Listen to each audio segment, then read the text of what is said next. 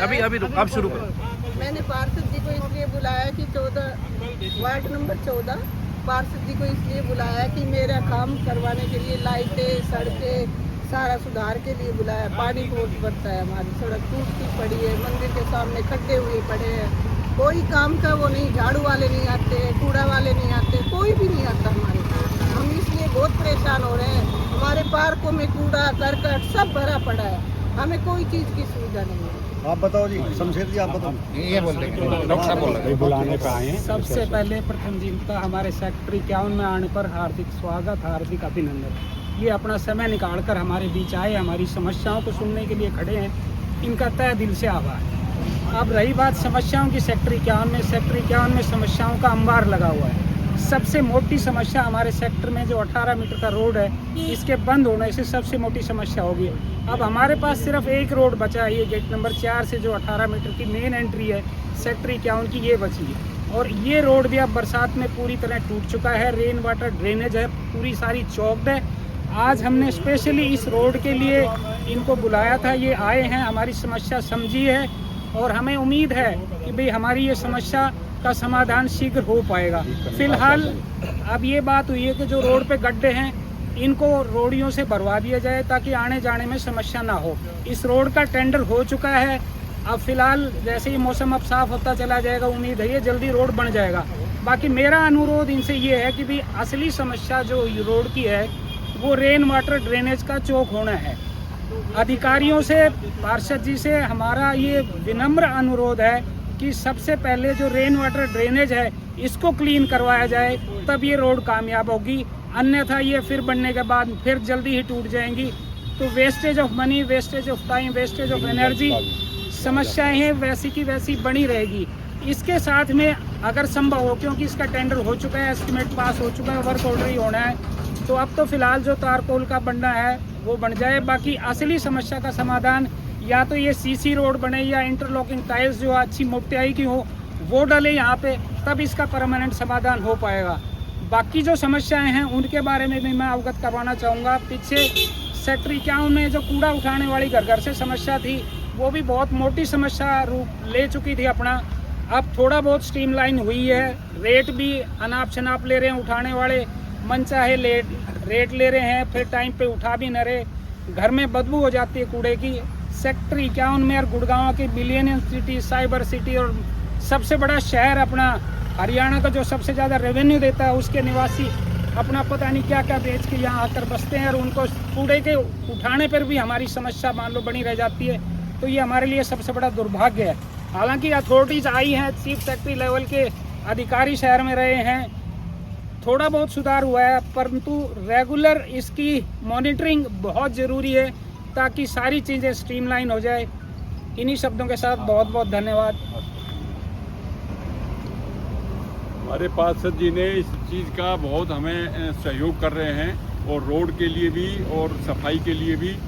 Ward number 14 से पार्षद जी जो हैं हमारे, ये हमारे बहुत सहयोगी हैं और ये जो है इस चीज़ को लेकर के जिम्मा ले रहे हैं कि सारी ये पेड़ पहाड़ों की कटाई और रोड की सफाई और रोड बनवाने के लिए और ब्रेकर बनवाने के लिए। सर एक रिक्वेस्ट है, अगली बारिश से पहले भी अगर एक बार इसको दोबारा से रिव्यू हो जाएगा तो बेटर होगा, अगली बार होगा ही नहीं प्रॉब्लम। बहुत धन्यवाद है, साल में 2 बार करके आए हैं और इन्होंने हमारी समस्याएं सुनी हैं, सुन रहे। साल में हमारा सेक्टर नहीं, सारे गुड़गांव में समस्या जो वाटर लॉगिंग की है उसका मेन समाधान साल में 2 बार रेन वाटर ड्रेनेज लाइन्स है, ये क्लीन हो जाएं। ये तो टाइम बाउंड होनी चाहिए, बरसात से पहले 1 महीना, फिर बरसात के बाद में क्लीन हो जाए तो सारे शहर की समस्या मिट सकती है। इसके साथ साथ बाकी वार्ड के सेक्टरों का भी हो जाएगा। मैं बताता हूँ आपको, ऐसा है कि अभी जैसे हम वार्ड नंबर 14 में जो हमारे पार्षद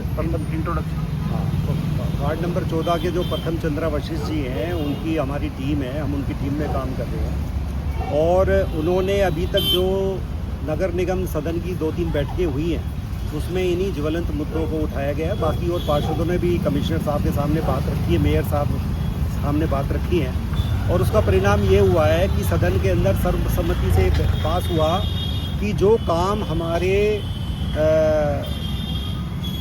जून बरसात के मौसम के जैसे काम हैं, वो जैसे नालों की सफाई है, इसके जो टेंडर हैं, इसके टेंडर टाइमली जैसे एंडिंग दिसंबर तक हम सारा टेंडर प्रोसेस पूरा कर लें उसके बाद जैसे ही मार्च के तक हमारा जो ये टेंडर का काम अप्रैल में शुरू होता है, जैसे रेनी सीजन का मार्च अप्रैल में अगर हम 2 महीने बरसाती नालों की सफाई कर दें टाइम से, तो बारिशों में दिक्कत नहीं आएगी। तो इसको शेड्यूल कर दिया गया, जैसे भाई साहब ने कहा कि टाइम से पहले अगर टेंडर की प्रक्रिया पूरी हो जाएगी तो काम समय से शुरू हो जाएंगे। पहली बात तो ये है। दूसरी बात ये, वार्ड नंबर 14 का जो ये हम सेक्टर 51 में हम आए हुए हैं यहाँ पर, इसका विषय के लिए जैसे हमें बताया गया कि यहाँ पर जो सड़कों की स्थिति है बहुत ख़राब है। तो जैसे ही सदन की पहली बैठक हुई थी तो नगर निगम प्रशासन की तरफ से हम धन्यवाद करना चाहेंगे। इस सेक्टर के रोड के टेंडर हो गए थे और जैसे ही टेंडर हुए तो बारिशों का काम शुरू हो गया, बारिशें आनी शुरू हो गई। तो अब जैसे बारिश का मौसम समाप्त हुआ है तो अब उम्मीद है अगर हफ्ते 10 दिन के अंदर ये सड़कों का निर्माण कार्य दोबारा शुरू हो जाएगा। और दूसरी बात ये, अब की बार जो काम का जो पार्षद की तरफ से जो इंस्ट्रक्शन दिए गए हैं सेक्टर निवासियों को, जो भी एमसीजी काम करेगी वो जन भागीदारी के साथ काम करेगी। जो आम जनमानस सेक्टर 51 का निवासी है उसके साथ बातचीत करके, संपर्क करके उसकी समस्याएं का निदान करने के साथ साथ निगम भी अपना काम करे। अब जैसे हम यहाँ पे सेक्टर 51 में आए, यहाँ पे बताया था यहाँ वाटर लॉगिंग इस पॉइंट पे होती है, उसके क्या कारण है। कई लोगों ने ऊंचे ऊंचे स्पीड ब्रेकर बनाए हुए हैं कि अपनी गली के अंदर हमारा पानी ना जाए। तो वो सारी चीज़ों तो वो सारी चीज़ों का संज्ञान लिया जाएगा और ठेकेदार को भी ये बताया जाएगा कि बारिश सड़क उसके द्वारा बनाई गई सड़कों की जो लाइफ है वो इसके ऊपर डिपेंड करती है कि वाटर लॉगिंग कम से कम हो। तो उसका ध्यान ये रहेगा कि जो सड़कों का स्लोप है वो इस तरीके से रखा जाए कि वो पानी सीधे सेक्टर से बाहर नेचुरल स्लोप पे निकले। दूसरा जो ड्रेनेज लाइन है वो साफ़ करवाएंगे, जैसे मैंने आपको बताया है। तब तो ये पेड़ों की ट्रिमिंग वगैरह है। तो अब निगम प्रशासन एक्शन मोड में आ चुका है। आपने कल भी देखा होगा एक बहुत भारी स्वच्छता का अभियान चला है हमारे मुख्यमंत्री जी नायब सिंह सैनी जी के नेतृत्व के अंदर। पूरे हरियाणा के अंदर गुरुग्राम में लाखों टन कूड़ा जो बाहर निकला है, हमारी जो धन सतगुरु जी की टीम आई हुई थी, तो वो इस प्रकार से ड्राइव चलेंगी। और मेरा पूरा भरोसा है और मैं आम जनमानस को भी ये भरोसा दिलाना चाहता हूँ, जनता के बीच की जो मतलब सरकार और जनता के बीच की जो सबसे आखिरी कड़ी है वो है पार्षद। निगम पार्षद 2.5-3 सालों से था नहीं, इस वजह से कुछ गैप आया और अब जो है तालमेल बना के हम जनता के साथ बना के जनता की अपेक्षाओं के अनुरूप ही हम काम करेंगे, निगम काम करेंगे। सर ये ना नारी शक्ति के साथ फोटो लेनी है, आंटी हमारी फोटो इसके बाद दे देता हूँ। तो मैं 1 मिनट अच्छा बात कर दीजिए के बारे में। सर मैं ये सेक्टर मोहित का चैनल है। हाँ, मैं मोहित जी के चैनल से जुड़ी हुई हूँ और आज आपको 51 के बारे में कुछ बताना चाह रही हूँ। यहाँ पे दिन पर दिन लोगों की गुंडागर्दी बहुत बढ़ती जा रही है। कभी कोई गेट बंद हो जाता है, कभी कोई गेट बंद हो जाता है, जिसकी वजह से हम लोगों को बहुत परेशानी हो रही है। तो हम पार्षद जी के सानिध्य में आए हैं ताकि हम इनसे रिक्वेस्ट कर सकें कि इस गेट को ना खुलवाया जाए। नमस्कार।